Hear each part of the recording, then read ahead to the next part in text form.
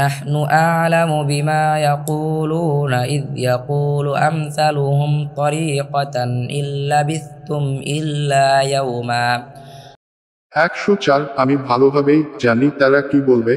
তাদের মধ্যে অপেক্ষাকৃত সৎপথে ছিল যে লোকটি, সে বলবে, তোমরা মাত্র একদিন অবস্থান করেছিলে। ওয়ায়াসআলুনাকা আনিল জিবালি ফাকুল ইয়ানসিফুহা রাব্বি নাসফা।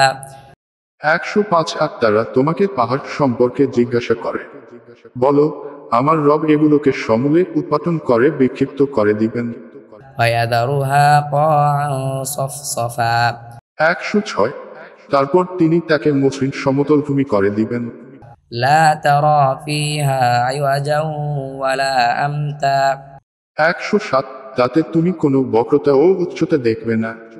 ইয়াউমাইযিন ইয়াত্তাবিউনা আদ-দা'iয়া লা আইওয়াজা লাহু ওয়া খাশা'আতিল আসওয়াতু লির-রাহমানি ফালা তাসমা'ু ইল্লা হামসা। 108 সেদিন তারা আহ্বানকারীর ফেরেশতার অনুসরণ করবে, এর কোনো এদিক সেদিকে হবে না, এবং পরম করুণাময়ের সামনে সকল আওয়াজ নিচু হয়ে যাবে।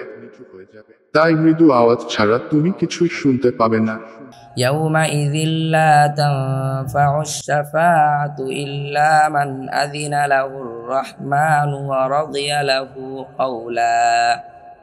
109 সেদিন পরম করুণাময় যাকে অনুমতি দিবেন আর যার কথায় তিনি সন্তুষ্ট হবেন, তার সুপারিশ ছাড়া কারো সুপারিশ কোনো কাজে আসবে না।